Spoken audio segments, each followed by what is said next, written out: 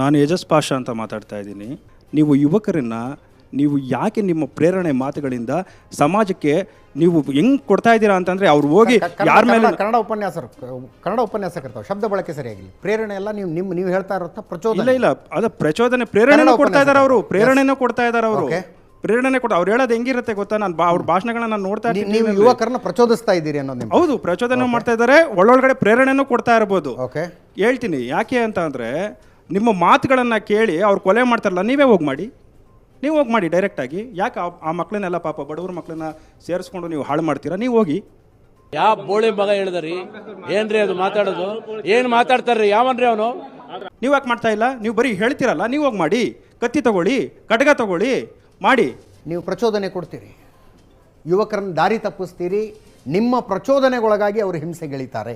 ಪ್ರಚೋದನೆ ಅನ್ನುವಂಥದ್ದು ದೇಶಭಕ್ತಿಯ ವಿಚಾರವನ್ನು ಸಂಘಟಿತರಾಗಿ ಜಾತಿ ಮತ ಪ್ರಾಂತ ಭಾಷೆ ಪಕ್ಷ ಭೇದವನ್ನು ಮರೆತು ನಾವೆಲ್ಲ ಹಿಂದೂ ಒಂದು ಬಂಧು ಅಂತ ಹೇಳುವಂಥದ್ದೇ ಪ್ರಚೋದನೆ ಅಂತಂದರೆ ನಾನೇನು ಮಾಡೋಕ್ಕಾಗಲ್ಲ. ನಾನು ಈ ದೇಶವನ್ನು ಉಳಿಸಬೇಕಾಗಿದೆ, ಈ ಧರ್ಮವನ್ನು ಉಳಿಸಬೇಕಾಗಿದೆ, ಸಂವಿಧಾನವನ್ನು ಉಳಿಸಬೇಕಾಗಿದೆ. ಸೊ ಆ ಆಧಾರದ ಮೇಲೆ ನಾವು ಕೆಲಸ ಮಾಡ್ತಾ ಇದ್ದೀವಿ ವಿನಃ ಇನ್ಯಾರನ್ನೋ ಕೆರಳಿಸಬೇಕು ಅನ್ನುವಂಥದ್ದಲ್ಲ. ನೀವು ನಿಮ್ಮ ಪ್ರಶ್ನೆಯನ್ನು ನನಗೆ ಕೇಳೋ ಬದಲಿ ಮುಸ್ಲಿಂ ಸಮಾಜಕ್ಕೆ ಹೇಳಬೇಕಾಗಿತ್ತು. ಇಲ್ಲಿ ತನಕ ಎಷ್ಟು ದಾಳಿ, ಎಷ್ಟು ಕೊಲೆ, ಎಷ್ಟು ದೇವಸ್ಥಾನಗಳನ್ನು ಒಡೆದಿದ್ದಾರೆ, ಎಷ್ಟು ಮತಾಂತರವನ್ನು ಮಾಡಿದ್ದಾರೆ, ಯಾರು ಮಾಡಿದ್ದಾರೆ, ಯಾಕೆ ಮಾಡಿದ್ದಾರೆ, ಇನ್ನೂವರೆಗೆ ಮಾಡ್ತಾ ಇದ್ದಾರೆ. ಒಂದು ಅದ್ಭುತವಾದ ಕ್ಷಣಕ್ಕೆ ಭಾರತವೇ ಸಾಕ್ಷಿಯಾಗಿದೆ. ಇನ್ನೂವರೆಗೆ ಸ್ಟಿಲ್ ಟುಡೇ 32 ವರ್ಷದ ಹಿಂದೆ ನಡೆದಂಥ ಕಾಶ್ಮೀರದ ಘಟನೆ ಸ್ಟಿಲ್ ಟುಡೇ ಇವತ್ತಿಗೂ ಗುಂಡು ಹೊಡಿತಾ ಇದ್ದಾರೆ. ಇಸ್ಲಾಮಿನಿಂದ ಗುಂಡು ಹೊಡಿತಾ ಇದ್ದಾರೆ, ಇಸ್ಲಾಮಿಗೋಸ್ಕರ ಹೊಡಿತಾ ಇದ್ದಾರೆ, ಇವತ್ತಿಗೂ ಓಡಿಸ್ತಾ ಇದ್ದಾರೆ. ಅಲ್ಲಿ 562 ಜನ ಸರ್ಕಾರಿ ನೌಕರರು ರಾಜೀನಾಮೆ ಕೊಟ್ಟು, ಶ್ರೀನಗರ ಭಾಗದಲ್ಲಿರುವಂಥ ರಾಜೀನಾಮೆ ಕೊಟ್ಟು ಅವರು ಜಮ್ಮುಗೆ ಬಂದಿದ್ದಾರೆ, ಓಡ್ತಾ ಇದ್ದಾರೆ. ಸೊ ಹೇಳಬೇಕಾಗಿದ್ದು ನೀವು ರಾಂಗ್ ವ್ಯಕ್ತಿಗೆ ಹೇಳ್ತಾ ಇದ್ದಾರೆ, ರಾಂಗ್ ಇವತ್ತು ಹಿಂದುತ್ವಕ್ಕೆ ಹೇಳ್ತಾ ಇದ್ದೀರಿ. ಮುಸ್ಲಿಮರಿಗೆ ಹೇಳಬೇಕಾದನ್ನು ನೀವು ಪ್ರಮೋದ್ ಮುತಾಲಿಕರಿಗೂ ಕೇಳಿದ್ರಿ, ನೀವು ಯಾಕೆ ಭಾಷಣ ಮಾಡಿ ಪ್ರಚೋದನೆ ಕೊಡ್ತೀರಿ? ಕೊಲ್ಲದಿದ್ರೆ ನೀವೇ ಹೋಗಿ ಕೊಲ್ಲಿ ಅಂತ. ಈ ದೇಶದಲ್ಲಿ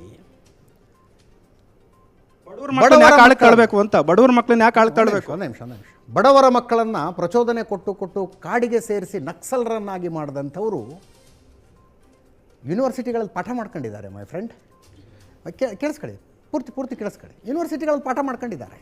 ಅವ್ರ ಮಕ್ಕಳು ಫಾರಿನ್ ಯೂನಿವರ್ಸಿಟಿಗಳು ಚೆನ್ನಾಗಿ ಓದ್ತಾ ಇದ್ದಾರೆ. ಕಾಶ್ಮೀರಿ ಮಕ್ಕಳ ಕೈಗೆ ಕಲ್ಲು ಕೊಟ್ಟು ಸೈನಿಕರ ಮೇಲೆ ಕಲ್ಲು ಓಡಿಸಿದ್ರಲ್ಲ, ಅವ್ರ ಮಕ್ಕಳೆಲ್ಲ ಎಲ್ಲಿದ್ದಾರೆ? ಯಾರ್ಯಾರಿಗೂ ವಾಂತಿ ಬೇದಿ ಸಿಡುಬು ಚಿಕನ್ ಗುನ್ನ ಮಟನ್ ಗುನ್ನ ಅಂತೆಲ್ಲ ಬಂದು ಸಾಯ್ತಾರೆ. ಆದ್ರೆ ಈ ಮೂದೇವಿಗಳಿಗೆ ಏನು ಬರಲ್ವಲ್ಲಪ್ಪ.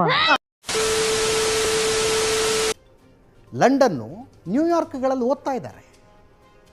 ಈಗ ನಿನ್ನೆ ತೇಜಸ್ವಿ ಸೂರ್ಯ ಅವರು ಹೇಳಿದ್ರು ಕಾಂಗ್ರೆಸ್ ಅವರಿದ್ದರೆ ಕಲ್ಲೊಡಿಬೋದಾಗಿತ್ತು ಅಂತ. ಎಜಾಜ್ ಪಾಷಾ ಪ್ರಶ್ನೆ ಕೇಳಿದವ್ರು ಉತ್ತರ ಕೇಳಿಸ್ಕೊಳ್ಳೋ ಧೈರ್ಯ ಇರಬೇಕು. ಇಲ್ಲದೆ ಪ್ರಶ್ನೆ ಕೇಳಕ್ಕೆ ಹೋಗ್ಬಾರ್ದು.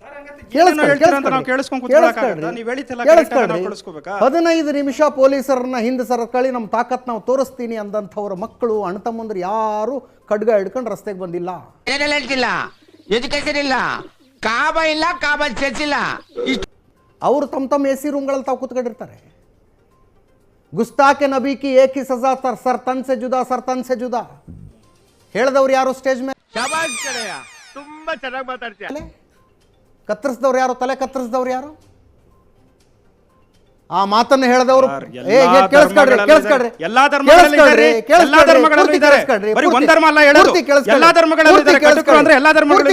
ಪೂರ್ತಿ ಕೇಳಿಸ್ಕೊಳ್ಳಿ. ಗುಸ್ತಾಕೆ ನಬಿ ಕಿ ಏಕ್ ಹಿ ಸಜಾ ಸರ್ ತನ್ ಸೆ ಜುದಾ ಅಂತ ಭಾಷಣ ಮಾಡಿದವರು ಕವಿಗೋಷ್ಠಿಗಳಲ್ಲಿ ಕೂತ್ಕೊಂಡು ಈಗಲೂ ಪದ್ಯ ಓದ್ತಾ ಇದ್ದಾರೆ. ಯಾರು?